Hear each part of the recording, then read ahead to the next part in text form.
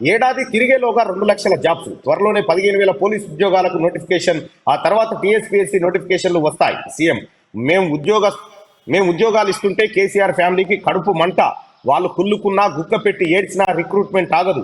హరీష్ రావు పెట్టే శాపనార్థాలతో పోయేదేమీ లేదని వ్యాఖ్య. ఆరోగ్య శాఖలో త్వరలో మరో 5,000 పోస్టులు భర్తీ. బట్టి విక్రమార్క స్టాఫ్ నర్సులకు నియామక పత్రాలు అందజేసింది నిన్న తెలంగాణ ప్రభుత్వం. ఎల్బీ స్టేడియంలో పెట్టి దాదాపు 6,000 మందికి అందజేసింది. రాష్ట్రంలో యువతకు తాము ఉద్యోగాలు ఇస్తుంటే కేసీఆర్ కు ఆయన కుటుంబ సభ్యులకు కడుపు మండుతున్నదని సీఎం రేవంత్ రెడ్డి అన్నారు. అధికారంలో ఉన్నన్నాళ్ళు నిరుద్యోగులను కేసీఆర్ కుటుంబం వంచిందని మండిపడ్డారు. వాళ్లకు కడుపు మండినా రిక్రూట్మెంట్ ఆగదని, ఏడాదిలోగా 2 లక్షల ఉద్యోగాలు భర్తీ చేస్తామని ఆయన స్పష్టం చేశారు. ప్రభుత్వ ఉద్యోగాలకు ఎంపికైన స్టాఫ్ నర్సులకు బుధవారం ఎల్బీ స్టేడియంలో సీఎం నియామక పత్రాలు అందజేశారు. నిన్న చాలా మంది స్టాఫ్ నర్సులు నియామక పత్రాలు అందుకుంటూ కంటతడి పెట్టారు. ఈ ఉద్యోగం కోసం ఎన్నో ఏళ్లుగా మేము ఎదురు చూస్తా ఉన్నాం. గత పాలకులు కేవలం పరీక్షలు నిర్వహించడం, ఫలితాలను పక్కకు పెట్టడం లాంటి కార్యక్రమాలు ఉంటుండే. కేసీఆర్ ఏ కార్యక్రమం చేసినా అది కొనేలకపోతుండే. ఈ ప్రభుత్వం వచ్చిన 2 నెలల్లోనే మాకు నియామక పత్రాలు అందజేసి మమ్మల్ని ఉద్యోగులుగా స్థిరపడేలా చేసిందని చెప్పి చాలా మంది స్టాఫ్ నర్సులు, వారి కుటుంబ సభ్యులు ఆనందాన్ని వ్యక్తం చేశారు. ఇక స్టాఫ్ నర్సులుగా ఎంపికైన వారికి బుధవారం ఎల్బీ స్టేడియంలో నియామక పత్రాలు అందజేస్తున్న CM Revanth Reddy, deputy CM Bhatti Vikramarka, మంత్రులు దామోదర్ రెడ్డి, దామోదర్ రాజనరసింహ, కొండా సురేఖ, తుమ్మల నాగేశ్వరరావు, అలాగే కోమటిరెడ్డి వెంకటరెడ్డితో పాటు మిగతా మంత్రులంతా ఈ కార్యక్రమాన్ని ఆనంద ఉత్సాహాల మధ్య వాళ్ళ సంతోషాన్ని పంచుకోవడం జరిగింది. ఇక్కడ తెలంగాణ రాష్ట్రంలో ఉద్యోగాలు. కేసీఆర్, నువ్వు తెలంగాణ ఉద్యమంలో ఇంటికో ఉద్యోగం వస్తుందని చెప్పినావు. ఇంటికో ఉద్యోగం దేవుడెరుగు. నీ ఇంట్లో ఉద్యోగాలు మాత్రం భర్తీ అయిపోయినాయి. నీ ఇంట్లో ఉన్నటువంటి ఉద్యోగాలు, నీకు ముఖ్యమంత్రి పోస్టు, నీ కొడుకు మంత్రి, ఆ తర్వాత నీ అల్లుడు మంత్రి, నీ సడ్డకుని కొడుకు, నీ ఈఎంపుని కొడుకు వచ్చేసి గోళీలిత్తందుకు రాజ్యసభ ఎంపీ, నీ బిడ్డ ఎమ్మెల్సీ, ఎంపీగా ఓడిపోతే మళ్ళీ మేనేజ్మెంట్ కోటాలో మళ్ళీ ఎమ్మెల్సీని చేసినావు.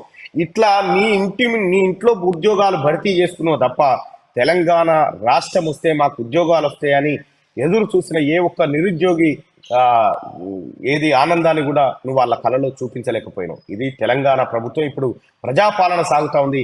ఈ ప్రజాపాలనలో గౌరవ ముఖ్యమంత్రి రేవంత్ రెడ్డి గారు వాళ్ళకు నియామక పత్రాలు అందజేస్తారు. అలాగే ఏడాదిలోగా 2 లక్షల ఉద్యోగాలు, ఏడాదిలోగా 2 లక్షల ఉద్యోగాలు ఇస్తా అని చెప్పి ఆ ముఖ్యమంత్రి గారు చేసినటువంటి ప్రకటన ఇది ఆషామాషి ప్రకటన కాదు. ఇప్పటికే అనేక కార్యాచరణలు రూపొందించారు. పోలీస్ శాఖలో 15,000 ఉద్యోగాలు భర్తీ చేస్తామని ఓ వైపు చెప్తూనే ఇంకోవైపు మెగా డిఎస్సి అంటూ, ఆ తర్వాత గ్రూప్ 1, గ్రూప్ 2 ఇలా అనేక ఉద్యోగాలను ఏడాదిలోగా భర్తీ చేస్తామని ముఖ్యమంత్రి గారు ప్రకటించడం ఇది చాలా శుభసూచకం. తెలంగాణ రాష్ట్రంలో ఉన్నటువంటి నిరుద్యోగులు 5 రూపాయల బువ్వ తినుకుంటా అశోక్ నగర్ చౌరస్తాలో పుస్తకాలతోని కుస్తీ పడి ఎప్పటికైనా ఉద్యోగం రాకపోతుందని కల్లారా ఎదురు చూసిరు. కానీ కేసీఆర్ వాళ్ళ ఆశల పైన నీళ్లు చల్లిండు. గ్రూప్ 1 పేపర్ను 2 సార్లు లీక్ చేసిండు. ఏఈ ఎగ్జామ్ పేపర్లు అమ్ముకున్నారు. ఈ రకంగా టీఎస్పీఎస్సీ ద్వారా నిర్వహించినటువంటి అన్ని ఎగ్జామ్లను ఆగం చేసిండు కేసీఆర్. కానీ ఇప్పుడున్నటువంటి తెలంగాణ ప్రభుత్వం, కాంగ్రెస్ ప్రభుత్వం ఉద్యోగాల భర్తీ సరే, ఆ రిక్రూట్మెంట్ ప్రక్రియ అప్పుడు ప్రారంభమైనప్పటికీ వాళ్ళ కళ్ళల్లో ఆనందం చూసేటువంటి కార్యక్రమాన్ని మాత్రం తెలంగాణలో ఉన్నటువంటి కాంగ్రెస్ ప్రభుత్వం చేసింది. అలాగే గౌరవ ముఖ్యమంత్రి గారికి ఒక విజ్ఞప్తి సార్. 98 డిఎస్సి బాధితులు, 2008 డిఎస్సి బాధితులు కూడా చాలా మంది వాళ్ళు ఏపీలో లాగా మాకు కూడా అవకాశాలు కల్పించాలని రిక్వెస్ట్ చేస్తా ఉన్నారు. దయచేసి వాళ్ళ అంశాన్ని పరిశీలించాలి. అలాగే జీవో నెంబర్ 46కి సంబంధించిన అంశం కూడా చాలా మంది ఆవేదనతో ఉన్నారు. దయచేసి వాళ్ళ అంశం పైన కూడా ఒక నిర్ణయం తీసుకోవాల్సిందిగా ప్రభుత్వాన్ని కోరుతూ, అలాగే 317 జీవో కానీ, ఉద్యోగస్తులకు ప్రమోషన్ల విషయంలో కానీ ఇంకా చాలా తాత్సర్యం చేసిండు గతంలో ఉన్నటువంటి పాలకులు. దయచేసి ఆ కార్యక్రమాన్ని మనం పూర్తి చేస్తే ఉద్యోగస్తుల మన్ననలు కానీ, ప్రజల మన్ననలు కానీ పొందగలుగుతాం.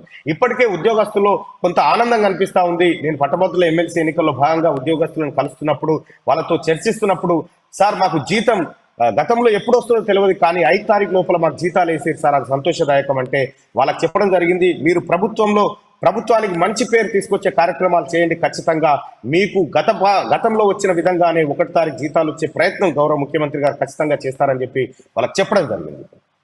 సో ఆ రకంగా ఉద్యోగస్తుల్లో ఒక మంచి వాతావరణం కనిపిస్తా ఉంది. నిరుద్యోగ సోదరులారా, మీకైతే గుడ్ న్యూస్ చెప్పిండు ముఖ్యమంత్రి.